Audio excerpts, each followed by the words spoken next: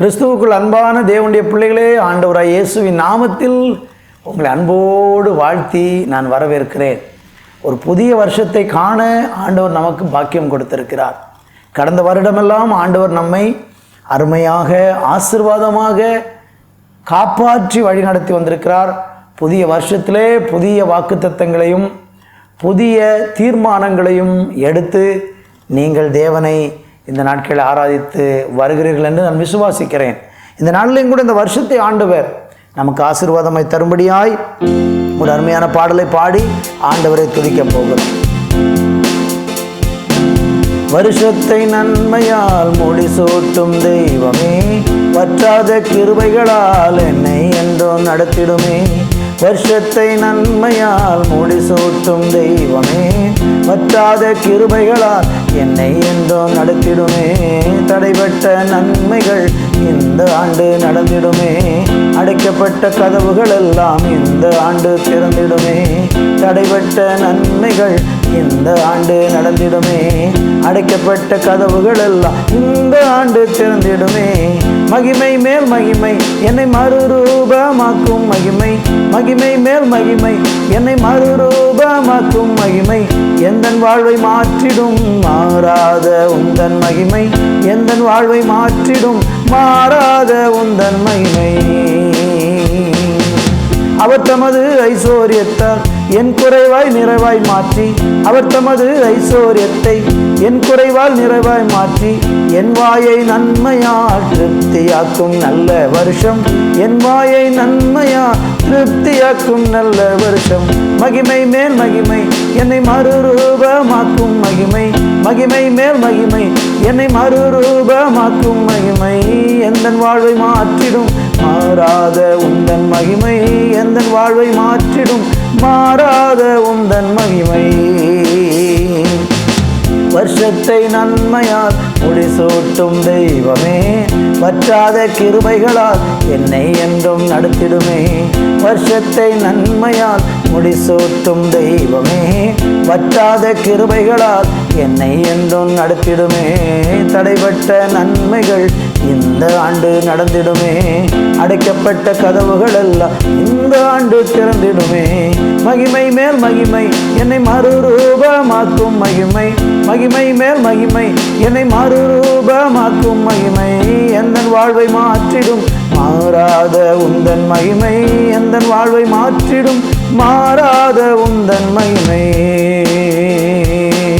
அவர் எனக்காய் சிலுவை தனிலே அனைத்தையும் செய்து முடித்தார், அவர் எனக்கு சிலுவையிலே அனைத்தையும் செய்து முடித்தார். அவர் எனக்காய் சொன்னதை நிச்சயமாய் செய்து முடிப்பார், அவர் எனக்கு சொன்னதை நிச்சயமாய் செய்து முடிப்பார். மகிமை மேல் மகிமை என்னை மறுரூபமாக்கும் மகிமை, மகிமை மேல் மகிமை என்னை மறுரூபமாக்கும் மகிமை.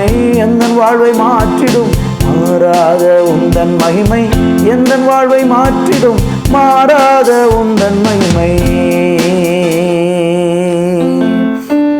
வருஷத்தை நன்மையால் முடிசூட்டுகிற தெய்வம் இந்த ஆண்டை முழுவதும் ஆசீர்வதிக்கும்படி இந்த ஆண்டினுடைய துவக்கம் முதல் முடிவு வரையிலும் ஆண்டவரே உங்கள் மாறாத பிரசன்னம் எங்கள் கூடவே இருக்கட்டும். தகப்பனே, இந்த நல்ல நாளை காண செய்த பரிசுத்தமுள்ள தேவன் அப்பா, இந்த வருஷத்தின் ஒவ்வொரு நாளும் ஒவ்வொரு நொடியும் ஒவ்வொரு இமைப்பொழுதும் எங்கள் கூட இருந்து எங்களை அருமையாக நடத்துவீராக என்று சொல்லி உங்களுடைய சமூகத்தை நோக்கி பார்க்கிறோம். தொடர்ந்து நீர் ஆசீர்வதியும்.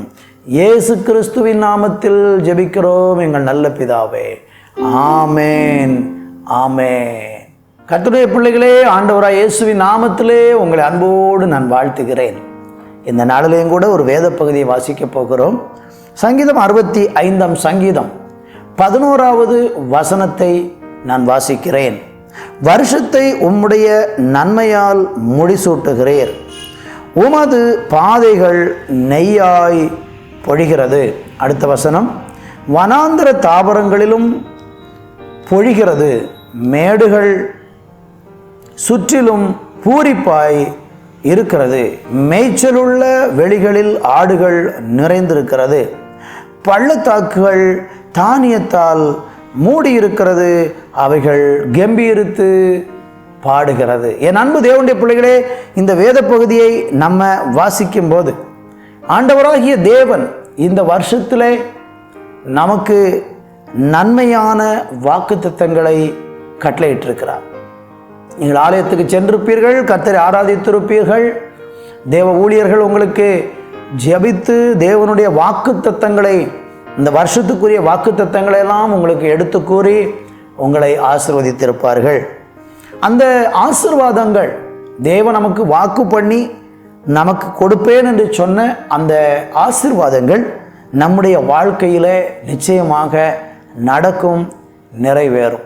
இந்த சங்கீதத்தை தொடங்கும் பொழுது சங்கீதக்காரன் அதனுடைய 2வது வசனத்தில் இப்படி சொல்லுகிறார்: ஜெபத்தை கேட்கிறவரே, மாம்சமான யாவரும் உம்மிடத்திற்கு வருவார்கள். என் அன்பு கர்த்தருடைய பிள்ளைகளே, ஜெபத்தை கேட்கிற ஆண்டவர், ஜெபத்துக்கு பதில் கொடுக்கிற ஆண்டவர், ஜெபிக்கிற பிள்ளைகளை ஆசீர்வதிக்கிற ஆண்டவர். இந்த வருஷத்தின் ஆரம்பத்திலேயே நீங்கள் தீர்மானம் எடுத்துருங்க, நான் வேதத்தை ஒழுங்காக வாசிப்பேன், நான் தேவ சமூகத்திலே ஒரு ஆயத்தத்தோடு கூடிய ஒரு ஜெபத்தை நான் செய்வேன் என்று இந்த ஆண்டின் ஆரம்பத்திலேயே நீங்கள் தீர்மானம் எடுத்து இடைவிடாத ஒரு ஜெபமும் தடைபடாத ஒரு வேத வாசிப்பும் உங்கள் வாழ்க்கையில் இருக்குமானால் இந்த வருஷத்தை ஆண்டவர் நன்மையினாலே முடிசூட்டுவார். உமது பாதைகள் நெய்யாய் பொழிகிறது. கர்த்தருக்கு மகிமை உண்டாகட்டும். அருமையான தேவனுடைய பிள்ளைகளே, ஆண்டவர் சொல்லுகிறார், வருஷத்தை உம்முடைய நன்மையால் முடிசூட்டுகிறீர். அப்போ ஆண்டவர் வருஷத்தை நன்மையினால நிரப்புகிறார். வருஷம் முழுவதும் தேவன் நமக்கு நன்மையானதை காணும்படிக்கு செய்வார்.